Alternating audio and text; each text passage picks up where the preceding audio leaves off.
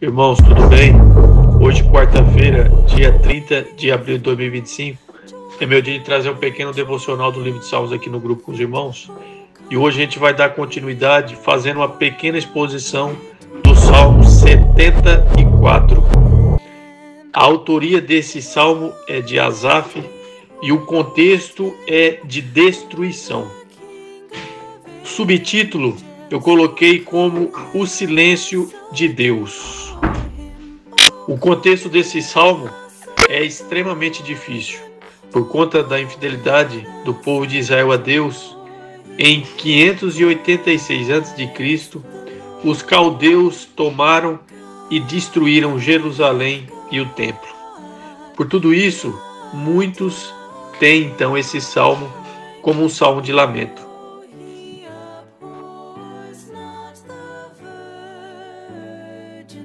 Já entrando nos dois primeiros versículos iniciais, o que vemos aqui é a ira de Deus.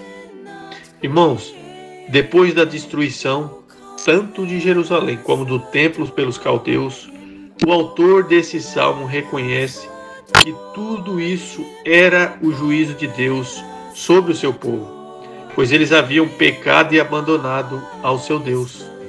Na aliança, irmãos, que Deus fez com Israel, haveria bênçãos se eles obedecessem e disciplina se desobedecessem. Nesse caso aqui, então, é a disciplina do Senhor contra o seu povo que vemos. Por isso, Asaf clama a Deus para que se lembre do seu povo, a quem ele mesmo amou e resgatou. Dos versículos 3 ao 8, vemos a destruição. Aqui vemos o que os caldeus fizeram com Jerusalém e com o templo. Eles, irmãos, destruíram a cidade, eles destruíram o templo, eles gritaram e hastearam suas bandeiras, eles despedaçaram os painéis entalhados, eles incendiaram o templo e eles profanaram o lugar de adoração. Asaf aqui, irmão, chega a compará-los a lenhadores que acabaram com a cidade e com o templo, como um lenhador acaba com a floresta. Eles também faziam tudo isso sem um pingo de misericórdia, mostrando assim o seu ódio não apenas contra Deus, mas também contra o seu povo. Dos versículos 9 ao 11, vemos o silêncio. Após a cidade ter sido destruída, o templo arrasado e o altar profanado, vemos aqui o silêncio, não apenas dos profetas, mas também o silêncio de Deus. Por isso, o autor pergunta até quando os inimigos zombariam de Deus e até quando Deus ficará de braços cruzados. Dos versículos 12 ao 17, vemos os feitos.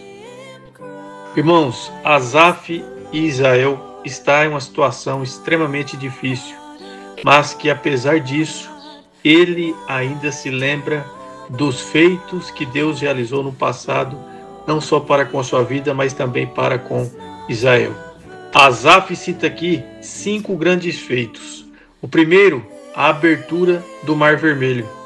O segundo, a destruição dos monstros marinhos. O terceiro grande feito de Deus, fontes de água jorrando no deserto e também a seca de grandes rios. O quarto, a criação do sol, da lua e das estrelas.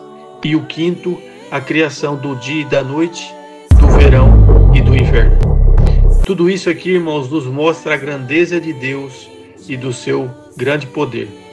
Asaf nos mostra que Deus não apenas salvou o seu povo diversas vezes de maneira sobrenatural, mas também que Ele é o Criador e o sustentador de todas as coisas. Se Deus salvou o povo de Israel no passado, pode salvar agora, estando eles nas mãos dos caldeus. A nossa fé, irmãos, é reavivada quando nos lembramos dos feitos de Deus realizados no passado.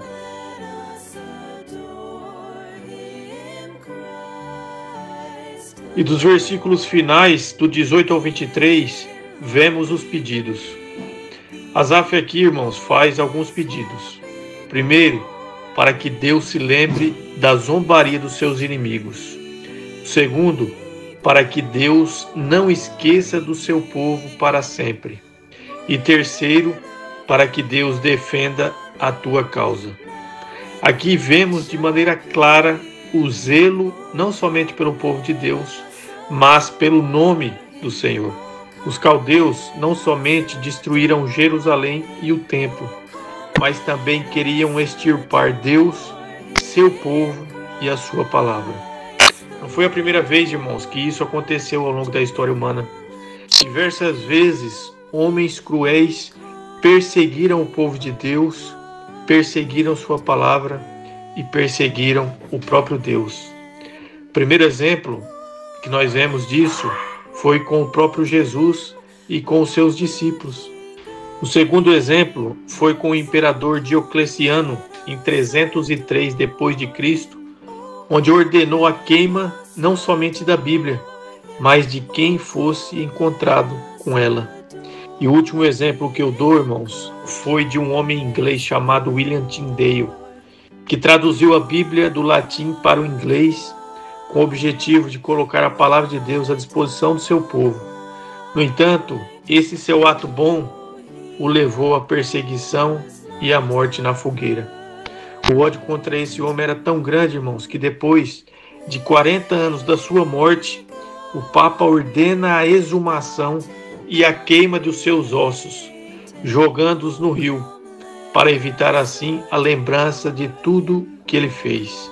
Todavia, mesmo com todas essas atrocidades cometidas, eles não conseguiram nem uma coisa e nem outra, pois Tyndale não somente traduziu a Bíblia, mas sua vida e feito é lembrado até hoje para a glória de Deus. Ao finalizarmos esse pequeno devocional, faço uma pequena reflexão para todos nós. Irmãos, muitas vezes nos encontramos em situações difíceis e aparentemente sem saída. Buscamos socorro e refúgio em Deus, mas o que vemos é o silêncio. Porém, nós devemos nos lembrar não somente dos feitos de Deus no passado, mas também das suas grandiosas promessas para o seu povo. Cito aqui uma das promessas de Deus ao seu povo, que está em Hebreus capítulo 3, versículo 5, onde diz: conservem-se livres do amor ao dinheiro e contentem-se com o que vocês têm. Porque Deus mesmo disse: nunca o deixarei, nunca o abandonarei. Deus abençoe grandemente, meus irmãos, e aplique sua palavra em nossos corações. Se gostar, se inscreva em nosso canal.